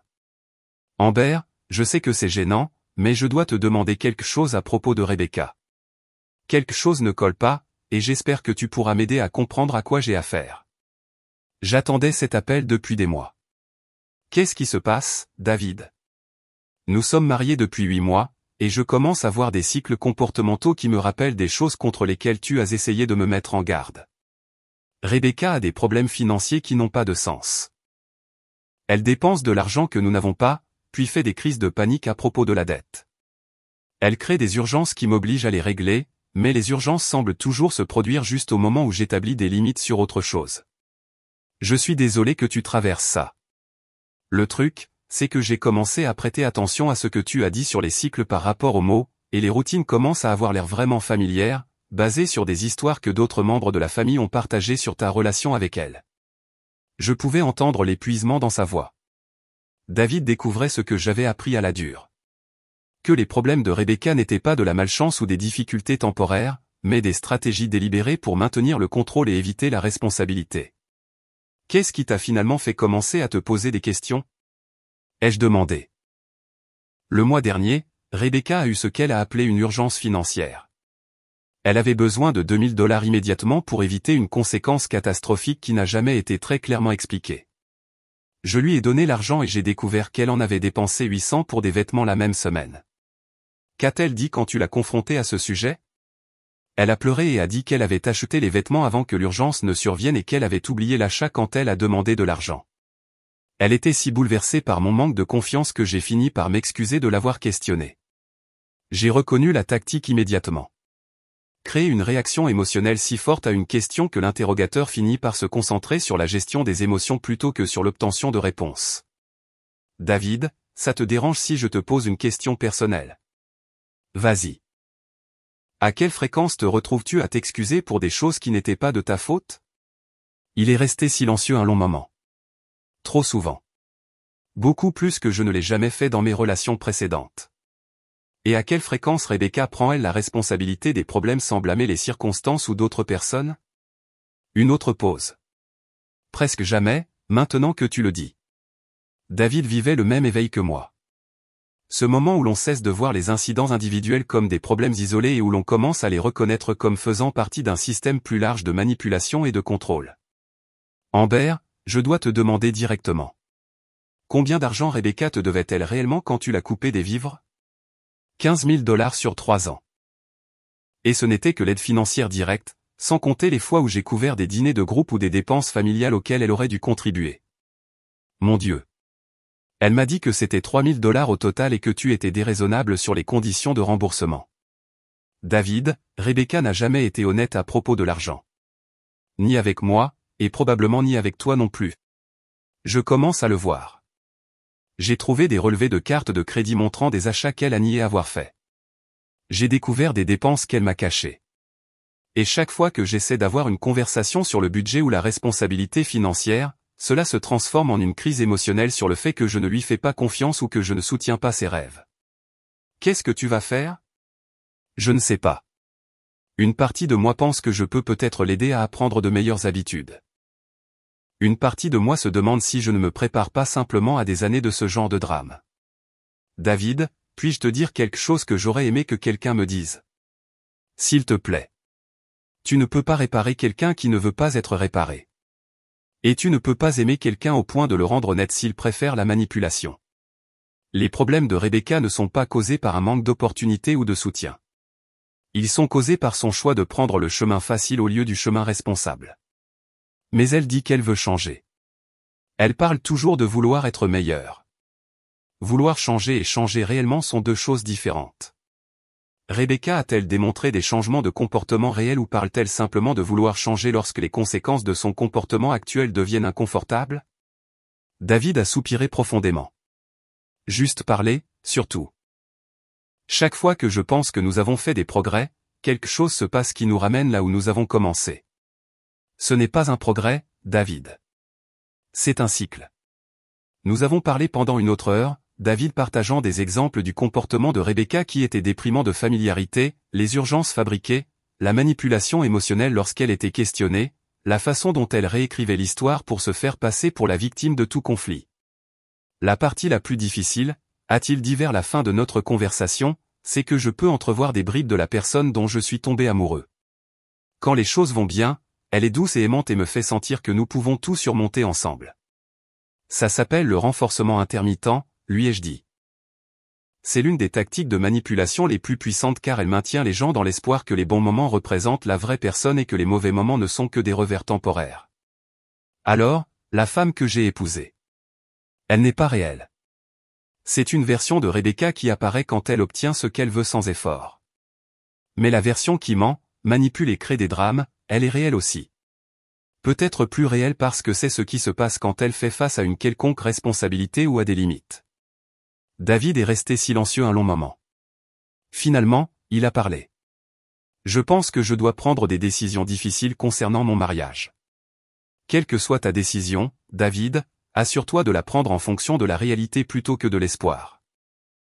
Base-la sur les cycles comportementaux que tu as observés plutôt que sur des promesses de changement futur. Après avoir raccroché, j'ai ressenti la tristesse familière qui accompagnait le fait de voir quelqu'un d'autre découvrir la vraie nature de Rebecca. Mais j'ai aussi ressenti quelque chose comme un soulagement que David remette en question la situation avant que des années ne passent et que plus de dégâts ne soient faits. 3 mois plus tard, David a demandé le divorce. Selon les ragots familiaux, Rebecca était choquée et dévastée, affirmant que David l'avait abandonnée tout comme je l'avais fait. Elle ne pouvait pas comprendre pourquoi les gens qui prétendaient l'aimer abandonnaient si facilement quand les choses devenaient difficiles. L'ironie était profonde. Rebecca se voyait toujours comme la victime de l'incapacité des autres à gérer les défis plutôt que comme quelqu'un dont le comportement créait des défis inutiles pour tout le monde autour d'elle. Ma relation avec Rebecca ne s'est jamais rétablie, et je ne le voulais plus. J'avais appris que certaines personnes sont fondamentalement incompatibles avec des relations saines, non pas parce qu'elles sont mauvaises, mais parce qu'elles sont engagées dans des cycles comportementaux qui rendent toute connexion authentique impossible. Aujourd'hui, j'ai des limites solides concernant mon temps, mon énergie et mes ressources. Je choisis des relations avec des personnes qui donnent autant qu'elles prennent, qui disent la vérité même quand c'est inconfortable, et qui assument la responsabilité de leurs choix et de leurs conséquences. J'aime toujours ma sœur de la manière compliquée dont on aime les membres de sa famille qui vous ont blessé. Mais je m'aime assez maintenant pour refuser les relations qui m'obligent à nier la réalité ou à abandonner mon propre bien-être. Parfois, la chose la plus aimante que l'on puisse faire pour quelqu'un est de cesser d'entretenir ses pires comportements. Et parfois, la chose la plus aimante que l'on puisse faire pour soi-même est de s'éloigner des personnes qui confondent votre gentillesse avec de la faiblesse. Si cette histoire a résonné en vous, assurez-vous de liker et de vous abonner pour plus d'histoires sur l'établissement de limites et la reconnaissance de la manipulation. Les relations familiales n'ont pas à être toxiques simplement parce qu'elles sont familiales. La banque d'Amber reste définitivement fermée. Et honnêtement, les affaires n'ont jamais été aussi bonnes.